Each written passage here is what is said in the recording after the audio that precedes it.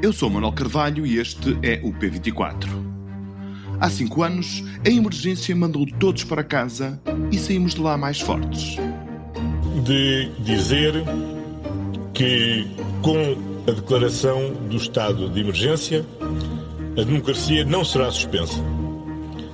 Nós continuaremos no pleno funcionamento das nossas instituições democráticas, continuaremos a ser uma sociedade aberta, de cidadãos livres, ou seja, cidadãos que são responsáveis por si e pelos outros.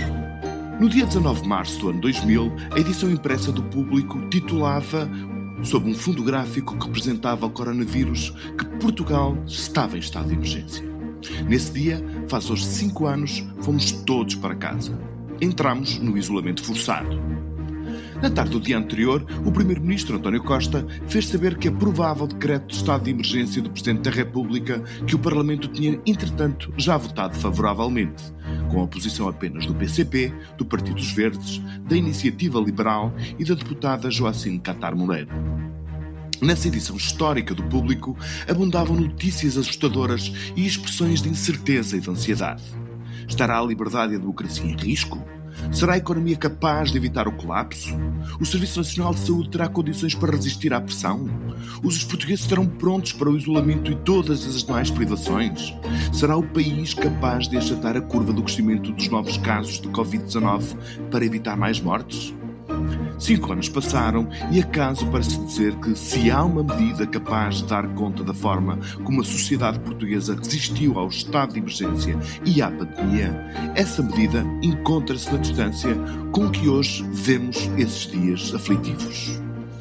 Como que uma tempestade passageira, a Covid-19 chegou, assustou, matou, mudou a nossa vida para sempre em questões cruciais como a relação com o trabalho, mas passou depressa. Portugal resistiu e regressou à normalidade com mais nervo económico, com mais trunfos para progredir, apesar das crises políticas que ameaçam estragar o que os portugueses conseguiram coletivamente. Mas será que, como sociedade, fizemos tudo bem feito? No isolamento, na distância social ou na vacinação? Se hoje houver uma nova pandemia, estaremos mais capazes de resistir? Tanto como recordar esse dia duro de março de 2020, vale a pena pensar o que aprendemos, o que ganhamos e o que perdemos na experiência. É à procura de respostas a estas perguntas que o P24 de hoje convidou para a conversa Maria José Núncio, professora auxiliar do Instituto Superior de Ciências Sociais e Políticas da Universidade de Lisboa.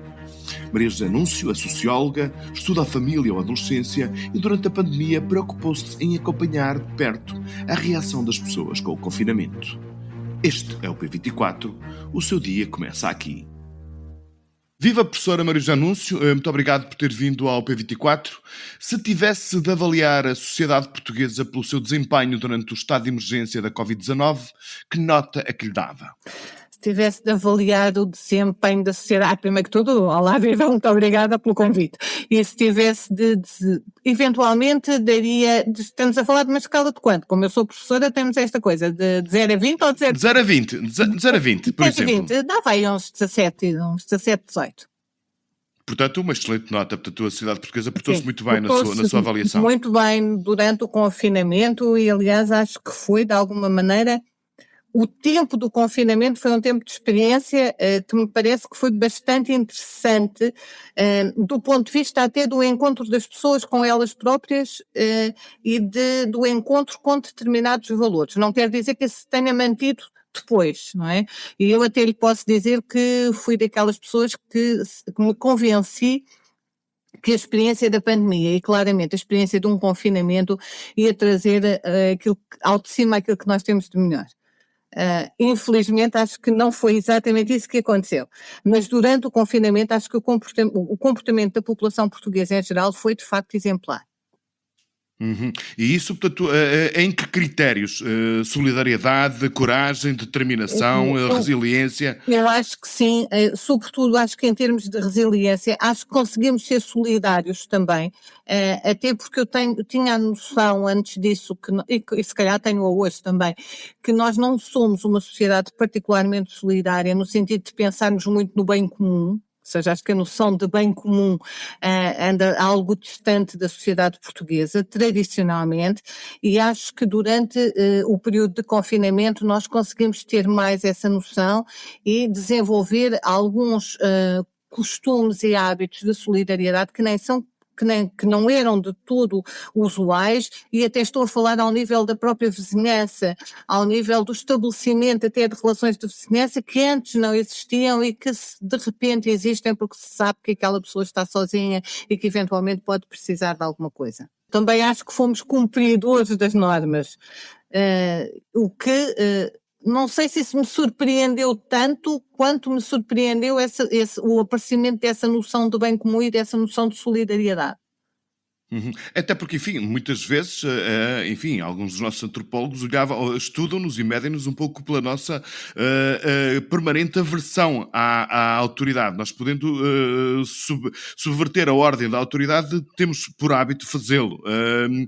Neste caso, em concreto, portanto, os portugueses aderiram de uma forma muito espontânea e muito natural, portanto, às regras do confinamento, não foi? Eu acho que aderiram muito e por isso mesmo lhe digo, acho que fomos de facto muito cumpridores das regras, eventualmente também isso teve a ver com o medo das consequências de não ser cumpridor, e quando eu falo das consequências nem sequer estou a falar apenas de consequências do ponto de vista legal, do ponto de vista punitivo, mas das consequências para nós próprios, e portanto de alguma maneira isso fez-nos de facto ser cumpridores e fazer uma coisa que também me parece não ser, e há pouco o Manuel falou exatamente isso, não ser muito habitual em nós, não tentámos furar demasiado as regras, não tentámos encontrar 1001 desculpas para furar esse confinamento. Mas entre todas as características que descobriu nos estudos que fez ao longo do processo do confinamento, diga-nos qual é a que mais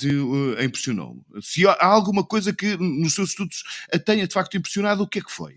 Olha, eu assim, deixe-me só aqui enquadrar muito brevemente. Eu durante o confinamento achei que era engraçado começar a recolher testemunhos de pessoas e que fiz uma coisa foi uma coisa muito espontânea, quer dizer, às tantas nas minhas redes sociais, eu nem sou grande utilizador de redes sociais, lancei o desafio, olhem, escrevam-me coisas sobre como é que estão a viver isto.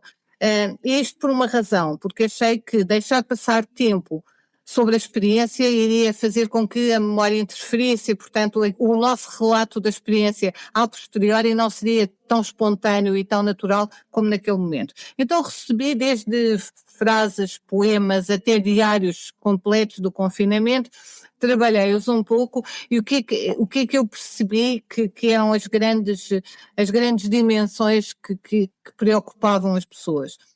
Desde logo esta questão, a questão da solidariedade, uma questão que é muito interessante, que é a questão do toque, da interação no sentido do toque do outro, a falta do abraço. Outra coisa, eu há pouco falava do encontro connosco próprios, acho que as pessoas também entenderam isso. Eu estou a falar aqui dos lados mais positivos, depois já vou aos lados mais negativos. Também entenderam isso como uma experiência, eventualmente quase uma experiência de espiritualidade, não tem de ser no sentido religioso, mas de espiritualidade no sentido do encontro, da viagem dentro de si, porque também tiveram mais tempo para isso. Depois, do lado mais. E obviamente as expectativas, e aqui nas expectativas acho que encontrei uma dicotomia muito grande entre aqueles que, tal como eu disse há pouco, partilhavam da tal visão muito, se calhar mais utópica, de que realmente isto iria mudar as sociedades, iria mudar a humanidade, e depois outros que tinham a visão precisamente mais distópica, em que isto iria ser, de facto, iria trazer não o melhor, mas o pior que nós podemos ter. Depois encontrei também nesses testemunhos o outro lado, que foi o lado que me pareceu mais negativo, que teve muito a ver com a experiência da vivência cotidiana, nomeadamente a um nível. Eu costumo dizer, e mantenho isto, a experiência do trabalho a partir de casa, que ocorreu no confinamento, não foi de toda uma experiência de teletrabalho, no sentido em que habitualmente nós pensávamos o teletrabalho. O que aconteceu foi uma situação de emergência em que as pessoas se viram obrigadas a trabalhar em casa, em condições que eram totalmente impossíveis. Portanto, muitas vezes em que, note uma coisa, a questão do teletrabalho normalmente implica que não está uma família inteira em casa. Portanto, o que aconteceu foi que as pessoas de repente se viram obrigadas a trabalhar em casa, com crianças em casa a ter aulas, em espaço, quer dizer, eu recebi testemunhos curiosíssimos de pessoas a trabalhar em despensas, de pessoas que tiveram que adaptar um espaço da marquise de casa para poderem trabalhar, as constantes interferências, portanto, de que maneira é que isso também interferiu até com a sua própria saúde mental. Outro aspecto que também achei curioso, que foi justamente o medo de perder o contacto nomeadamente com os mais velhos, a solidão dos mais velhos, que nós agora de repente parece que voltámos de alguma maneira a esquecer, mas que nesse momento esteve muito presente. A solidão, a impossibilidade de estar com os pais, a impossibilidade de estar com avós, o perceber que eventualmente havia pessoas ali que estavam em fim de vida e que iam passar esse fim de vida sozinhas. Hoje há talvez mais pessoas a dizerem que se exagerou, que as autoridades exageraram nas medidas do isolamento, nos alertas da prevenção contra a Covid-19. Isso de alguma forma pode alterar a memória coletiva que nós temos dessa experiência do confinamento. Claramente, portanto, eu há pouco quando lhe dizia que sentia essa necessidade de recolher testemunhos no momento em que a situação estava a ser vivida, foi porque eu já intuía que isso iria acontecer, ou seja, que iria haver mecanismos que interfeririam no modo como nós recordávamos esse confinamento. Eu digo-lhe uma coisa, normalmente até sou algo crítica em relação a algumas das medidas medidas políticas que vão sendo tomadas, não me parece que tenha havido nessa altura exagero, embora obviamente consiga perceber a dimensão de desumanidade que muitas vezes pareceu existir, nomeadamente agora em relação à população mais velha. Estou a pensar, por exemplo, na população mais velha. Há ali uma E em relação às crianças também, não é? E em relação às crianças também é assim. Claramente. Portanto, parece-me que ali nos extremos, não é? Nos extremos, eventualmente, houve medidas que olhando-as agora, podem parecer quase desumanas. Eu penso que na altura a lógica que prevaleceu foi a lógica do bem maior. E o bem maior era salvaguardar a vida das pessoas. Portanto, não me parece, francamente, que tenha havido exageros. Houve de facto preços a pagar que foram elevados. Houve famílias que não se puderam despedir dos seus entes queridos.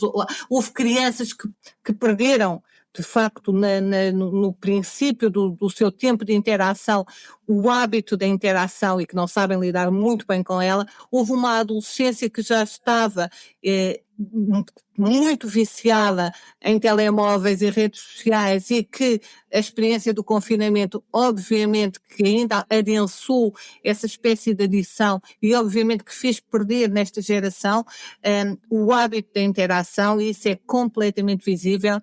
E também digo uma coisa, enquanto professora também acho que houve perdas do ponto de vista das aprendizagens que foram feitas. Se calhar não tanto, porque a aprendizagem não é só aquilo que nós vamos absorvendo em termos de conteúdos, mas é também aquilo que resulta da interação uns com os outros, e acho que aí eventualmente houve perdas. De qualquer maneira, colocando tudo numa balança e voltando se calhar à ideia inicial de ter de atribuir uma classificação e neste caso de ter de equacionar entre aquilo que foi feito, entre os benefícios daquilo que foi feito e os malefícios daquilo que foi feito, eu continuo a achar que os benefícios foram maiores do que os malefícios. E isso, portanto, pode legitimar a sua opinião de que nós, enquanto sociedade, estamos muito melhor preparados para uma experiência dessas, caso, enfim, como muitos epidemiologistas dizem, venham a acontecer novas pandemias. Enquanto sociedade, eu acho que nós eventualmente podemos estar melhor preparados. Agora, eu tenho alguma dúvida justamente por causa daquilo que há pouco o Manuel falou, que é tal questão. Neste momento nós olhamos retrospectivamente e pensamos, será que foi necessário tudo isto? Portanto, não sei se agora perante uma situação igual aderiríamos com igual empenho e com igual motivação. Depois, por outro lado, eu acho que também é importante distinguir, e aqui, embora eu não seja especialista em saúde pública, mas de vez em quando vou lendo algumas coisas, acho que é importante distinguir aquilo que pode ser uma eventual preparação dos cidadãos e aquilo que pode ser uma eventual preparação das instituições ou das entidades. Dos serviços de saúde em concreto, não é? Saúde em concreto. E aí parece-me que não sei se todas as lições foram efetivamente tiradas.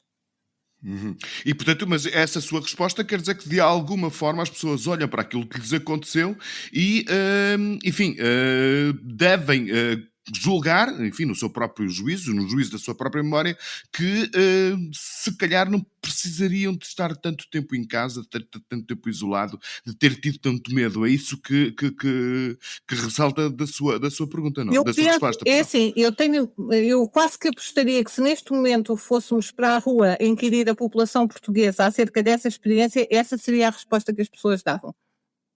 Que foi excessivo.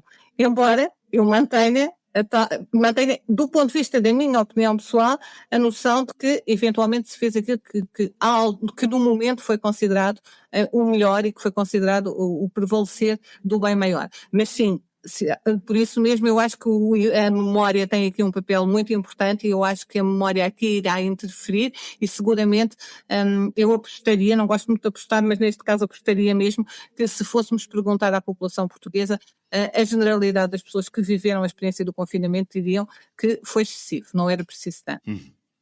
Sim, até porque hoje, enfim, as pessoas já não se recordam do susto, do medo que a gente tinha perante um fenómeno que era completamente novo, que era imprevisível e não se sabia exatamente aquilo que podia vir a acontecer. Sr. Professor, muitíssimo obrigado por ter vindo ao P24, Eu é que te agradeço. por dar-nos conta dos seus estudos e da sua memória, do seu conhecimento. Foi um prazer tê-lo aqui connosco. Eu Até é que uma te próxima. agradeço, Muito foi um obrigado. gosto. Até à próxima. Und damit komme ich zum Abstimmungsergebnis über den Gesetzentwurf der Fraktionen der SPD und CDU-CSU über den Entwurf eines Gesetzes zur Änderung des Grundgesetzes, Artikel 109, 115 und 143h. Ontem, o Parlamento alemão aprovou uma medida considerada histórica. Acabou com o limite dos gastos do orçamento sempre que ficassem 0,35% acima do valor do déficit estrutural. O próximo chanceler justifica esta alteração constitucional com a necessidade de aumentar as despesas militares para dissuadir as tentações imperialistas da Rússia. Mas a Alemanha precisa de mais investimento para deixar também de ser o país do fax ou dos comboios atrasados. Como titulava ontem o Público, aliás. Gerir um país é bem mais do que governar uma mercearia. Os alemães, bons nos negócios, demoraram anos demais a chegar a esta óbvia conclusão. O P24 regressa amanhã. Tenha um excelente dia. O Público fica no ouvido.